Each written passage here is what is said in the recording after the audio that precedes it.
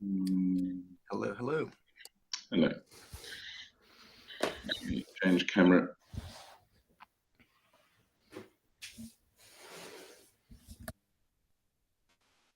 It radically improved.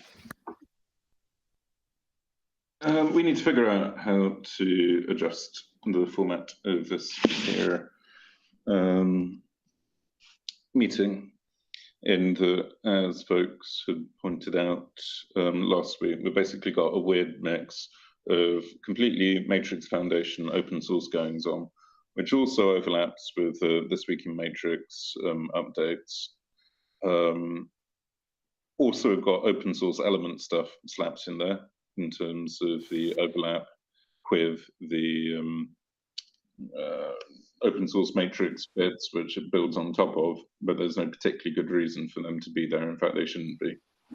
Being open source, it's still nice to do that in public and give accessibility to folks for them.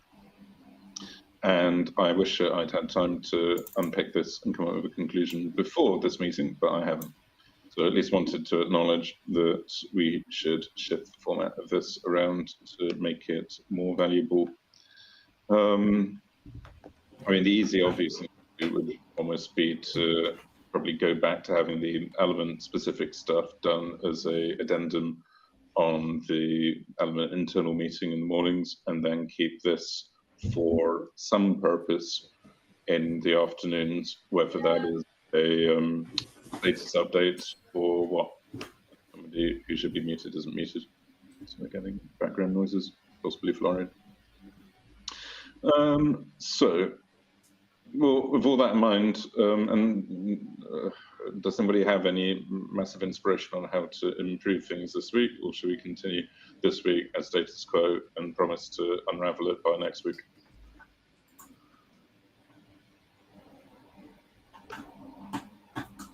Okay, I'm not saying anybody having had massive inspiration on how to fix this during the week. Well, what about this as a proposal? Like, do element open source stuff Monday mornings, Matrix open source stuff in the afternoon, and try to figure out a way to make it more valuable than just going for a status update.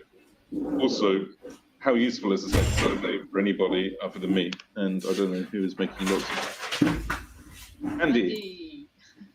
Sorry, I'm definitely muted, but it wasn't muted. Submitted. Yeah, obviously. You should be able to trust your mute button, Florian. Anyway, yeah, we'll find out. Yeah, how do people think about this as a proposal for next week? And then Josh and myself and Amandine can worry about how to actually make the most of this particular slot. I see nodding from Josh. I think people on European time would be very happy with this. Okay. In which case, let's still then have this as the final ever Matrix Sync of this incarnation and configuration, which means one last time, Eric, are you out there? I am indeed. Good afternoon, everyone. So yeah, on the back end side of things, last week we released a couple of hot fixes.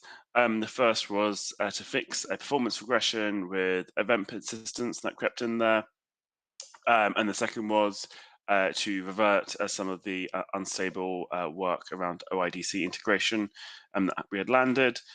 Otherwise, we actually did also do a release of an RC, and some highlights there are doing things like suppressing notification of message edits and stabilizing that, better support for CAS and IPv6, and just a bunch of performance improvements. Otherwise, Patrick has been busy trying to fix multi-device support for presence, because that was to fix a problem that when Element Web changed the way it was doing presence, it caused some issues that people may have seen. So yeah, that's the work to make presence actually work with multiple devices, and that is now landing. I'm not sure if it's in 92 or not. I don't think it is. But yeah. Otherwise, this week, more on the same, broadly. Cool. I do find the presence work slightly curious. in terms of not actually knowing anybody who uses Presence, who's getting bitten by it? Anyone with it on, and we do know there are people that do use it, and we just didn't want.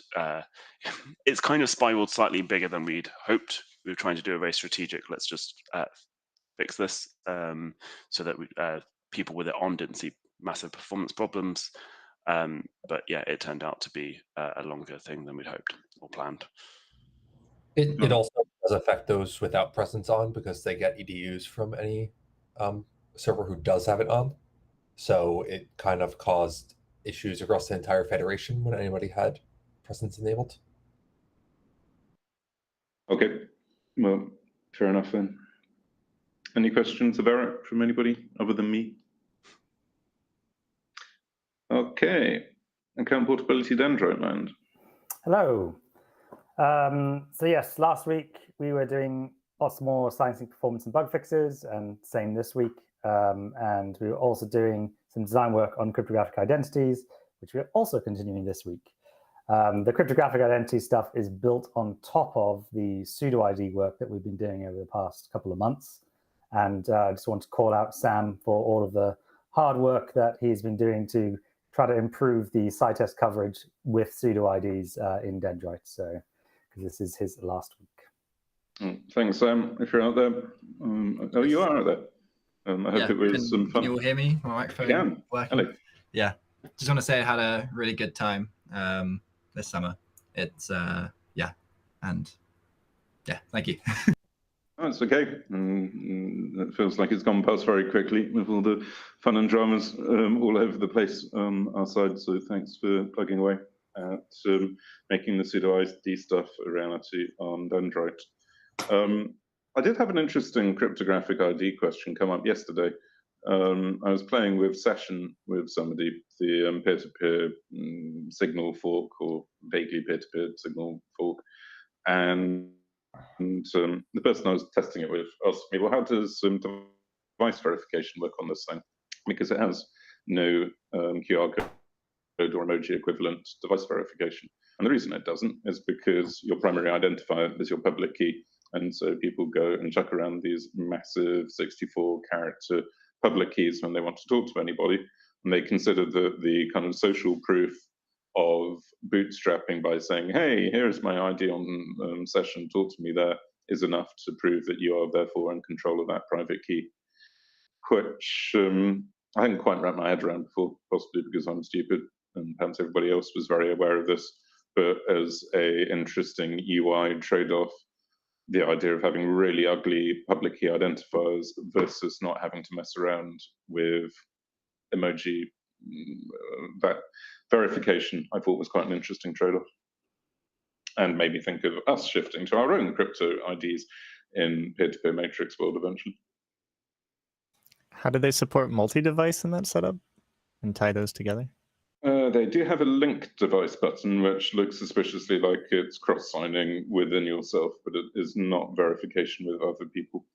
They are bootstrapping on whatever system you use to invite people in the first place, as well, trusting it not to be man in the middling your session ID as it goes through. Okay, that exists in regular Signal as well. Oh, really?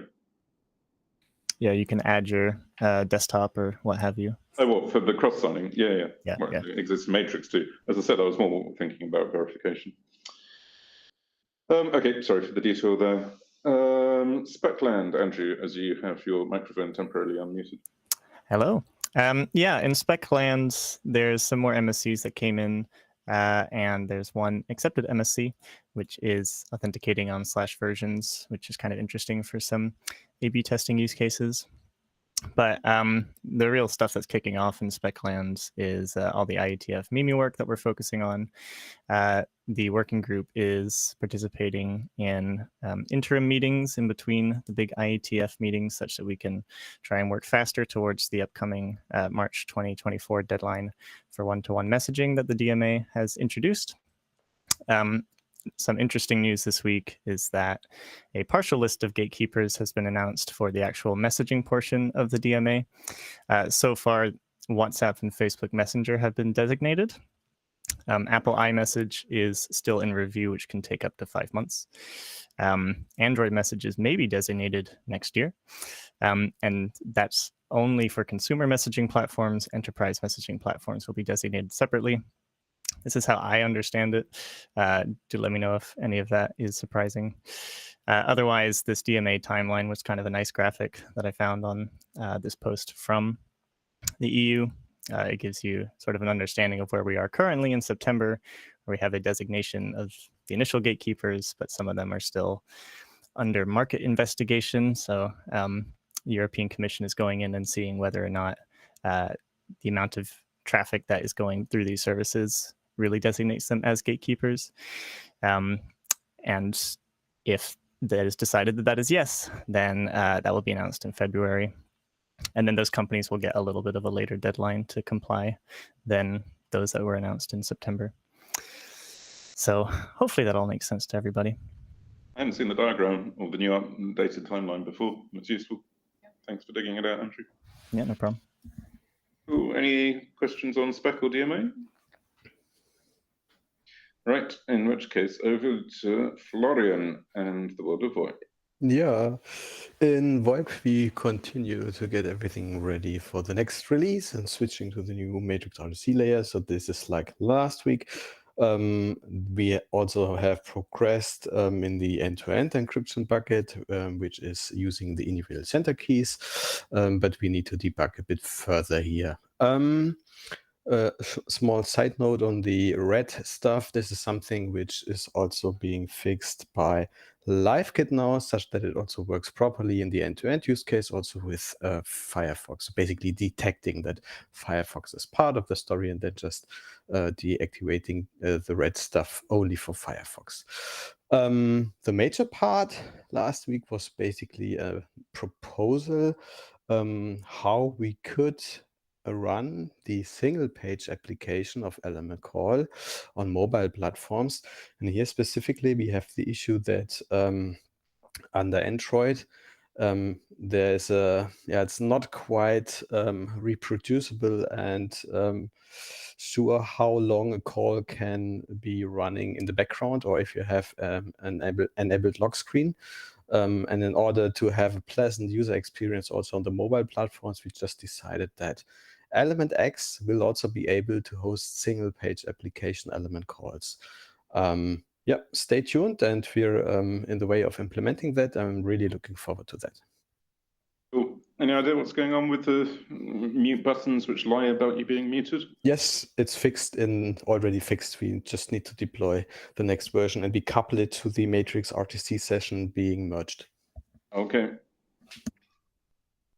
Thanks, Florian. And then element-wise, the rich text editor, of which I'm now a happy daily user in the wonderful world of Element X, and is working spectacularly well, much below the extremely obscure bugs I managed to find over the weekend anyway, but still in general, it's really good. Johnny, tell us all about it. I'm glad. Yeah, no, keep reporting bugs, and we plan to look at more of these this coming week. But yeah, last week we merged it into Element X Android nightly, so that's great. And we've basically just got a few issues in flight, which are the link support, because currently you can't add links to your text.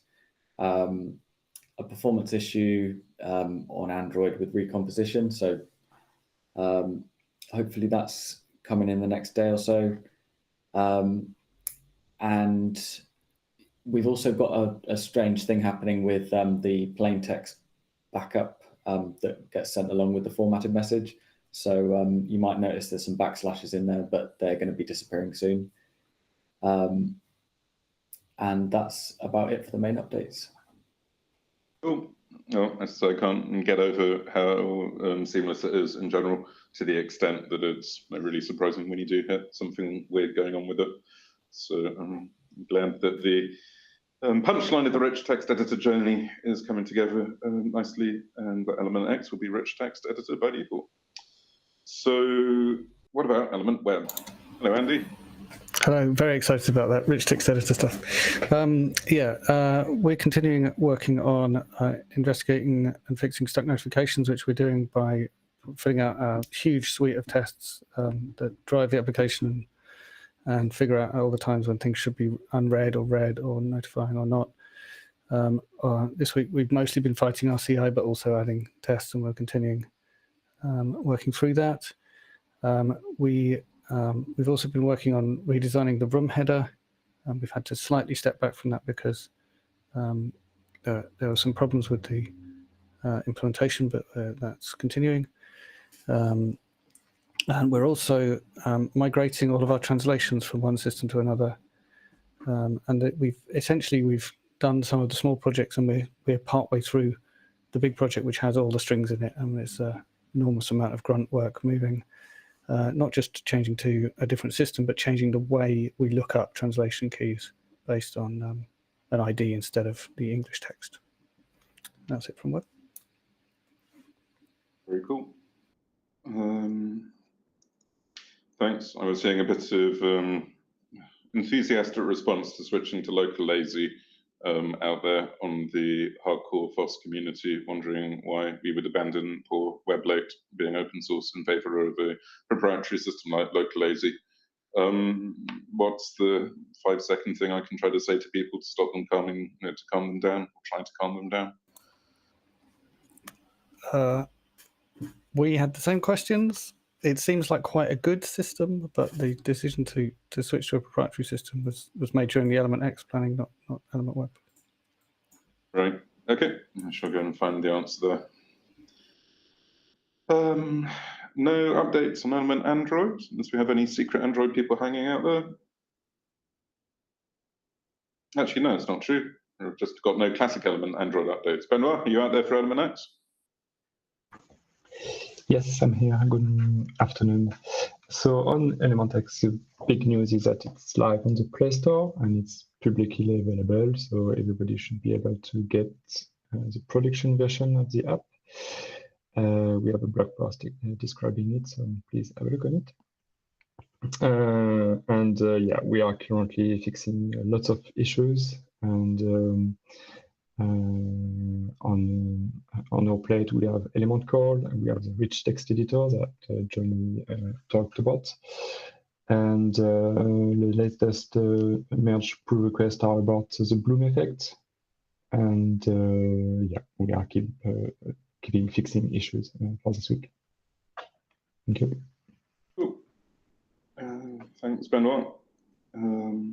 Intrigued that in the 3 days or whatever it's been that the Element X Android app has been out, it's already surpassed the number of users on Element X iOS, because the Android people are legion. Talking of Element X iOS, Doug, you out there? Hello. So yeah, on iOS last week, we've implemented support for overriding some build settings via MDM. So I think there's only 4 at the moment, but it should be quite easy to extend that. There was an issue with message forwarding, which should be now fixed. We should be making a release of all of that this week sometime. Then for Element X, the Bloom component was built and merged. The RTE now has formatting action and a full screen mode. There was a bunch of bug fixes. We've done the legwork for opening up the Element Call SPA links. Token refresh for OIDC works continuing. Hopefully we'll be able to enable notifications in the coming days. And there was some work on doing universal links for the callbacks there. And the other thing to note is that we've now ordered professional translations for French and German, which is obviously for both iOS and Android. So this coming week, we're going to be working on thread awareness, getting that implemented, editing profiles, and I believe voice message work has already started as well. So that's iOS. Cool. The full screen button for rich text editor seems to have disappeared. I think it's a drag. Well, the dragger too has also disappeared. Perhaps that's just me. I'm not sure on that one. Okay, cool. I brought it up in the explorers room. Cool. Thanks, Doug. Then, Kat, do you have QA? Yeah. Test coverage is still trending up slowly. We have spent a lot of last week and will continue spending this week testing Element X for the upcoming release. And we also managed to do some testing on OIDC and MAS last week. Cool. Thanks, Kat. And then Demir, you out there for Rustland? Yep.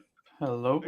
So one sad news first, the app service crate has been removed. It was not really used by us, and the main author has sadly passed away, and we can't really support this anymore. Yeah, hopefully one of these days we will have some time to create a better crate for this, and people will be more interested in it, but it was removed. And on the Rust SDK side itself, there's a lot of small things, and preparation for backup support has started. And on the Element X side, the encryption sync loop is now the default on Element Android as well as on Element iOS. And we have a sync indicator API, which hopefully works correctly or unsurprisingly. And yeah, coming out the next week or this week. Continuing on the Quad-S support, which is another milestone for backup support. And we need to have cross process OIDC work that Doug mentioned, and to refresh the OIDC tokens in the notification service or in the main app.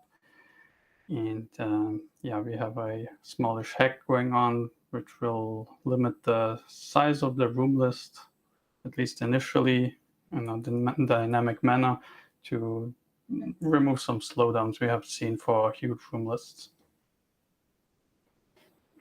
That's about it. On the dynamic size limit for the room list, are you sure that's not a over-engineered solution? Because on the app, once it's loaded, it's thousands of rooms into the room list, it's fine. It's just the loading in the first place that stalls stuff. So I'm just wanting to double check that we're not designing an incredibly elegant, beautiful, make sure we only lazy load in rooms and have at most 500 people in this infinite scrolling room list, when in practice, we might just be needing to batch the loading of it up. Yeah, I thought about this as well, because currently I think the main problem is that it's not the rendering. It's not really the loading from the Rust side. It's that we are pushing one room as one diff update to the FFI side. And then the FFI side gathers data for this one room, and then it adds it to the list. And this is then taking time, this gathering of data. And then maybe we could change the API to give you a batch of rooms at once, and then you get a batch of room data at once. But the workaround for now isn't massively complex, and it's simpler than the batching and stuff like that. So we will see how we will tackle this later. Cool. And good luck on the backup support. It is by far the thing that everyone has at least been asking me for above everything else. So glad to see Quad-S coming together for it. Thanks, Demir. Hydrogen is on hiatus. Encryption. Do we have Valera? Here. Oh yeah. So quickly we have a quick fix on legacy iOS for a bug when scanning a QR code. So it was fixed. The release is cooking today. Other than that, we are finalizing the last PRs on the WebR.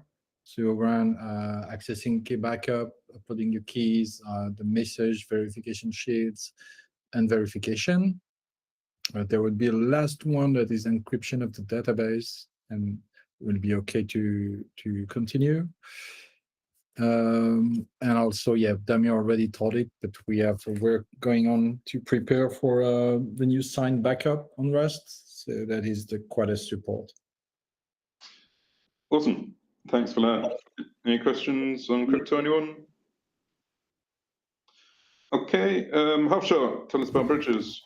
Yeah, nothing terribly exciting. We've been working in encrypted bridges mostly. So this is fixes in the Both SDK and the Rust SDK bindings, and also a fix to Synapse to allow multiple devices for your app services. So that's all good stuff that's appearing. This week, we're looking to do a fix of Hookshot to fix the memory leaks, and a Discord bridge fix to fix on the legacy bits. Otherwise, cracking on as normal. Okay, thanks, Hafshar. And then content, beautiful looking screenshot. This is very exciting. Yeah, apparently, like someone on the last thing complained about the consent script not being exactly beautiful. So we worked on that to make it more closer to the last designs we had for the off service.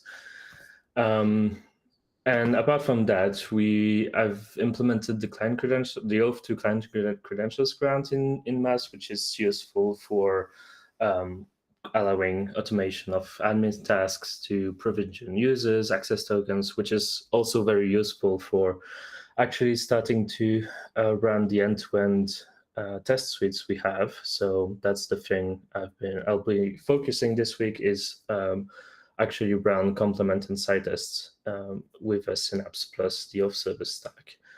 Also some documentation because also someone complained about the README of the off-service not being exactly useful.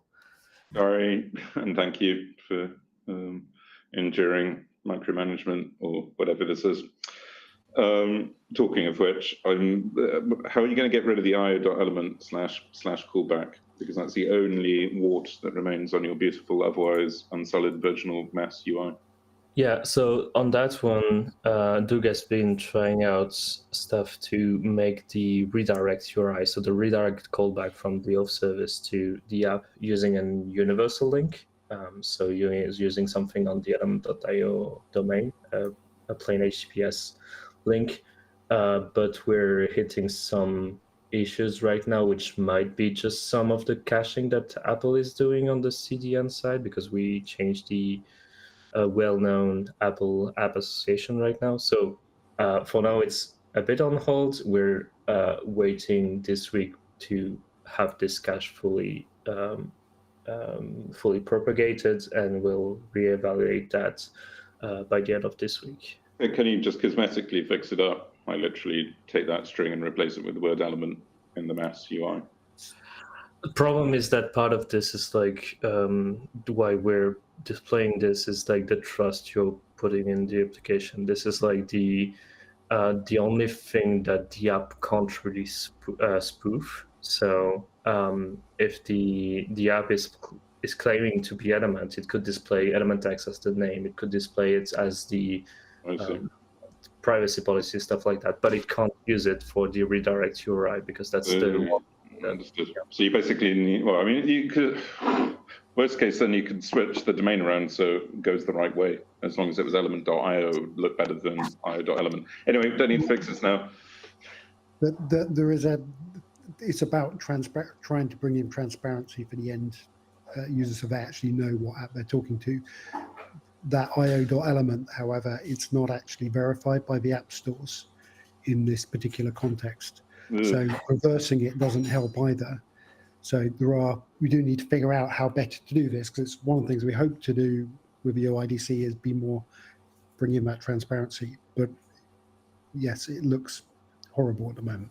And it's even worse if it can be spoofed. Like yes, trying to educate people to trust something that isn't trustworthy. So exactly. we might as well just delete it.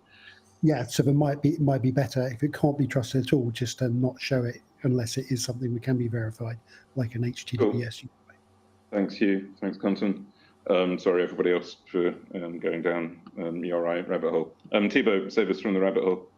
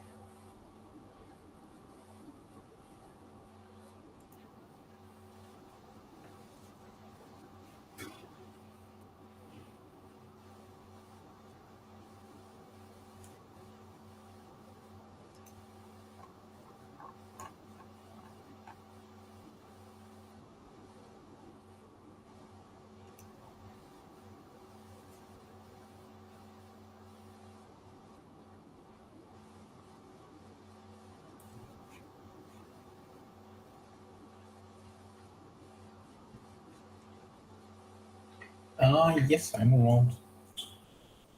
Yeah, the summit will take place. Currently, we have something like 60 people already up, and we expect to go into the 100, something like that. So it will be even 30 people more than last year. It will start on Thursday with a barcamp session, and then we have 2 days packed with Matrix-related conference program. And on the Sunday, there is the possibility to have some hack sessions on board the Seabase space station in Berlin.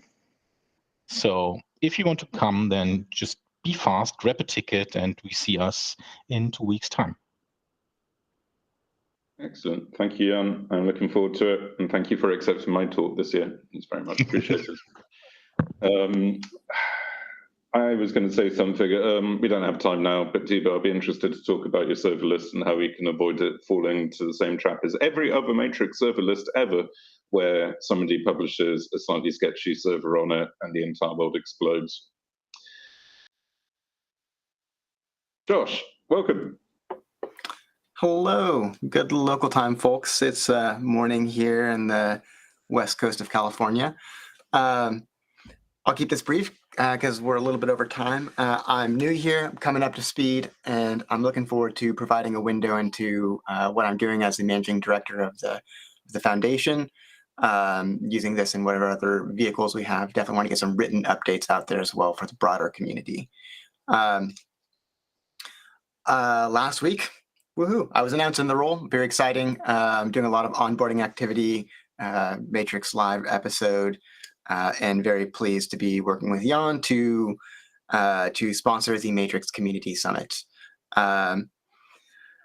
Onboarding, drink from the fire hose, lots of finance and tech things. Very exciting. This week, I am getting in sync with the trust and safety team. Looking forward to meeting with Jim and co. Trying to wrap up finance onboarding.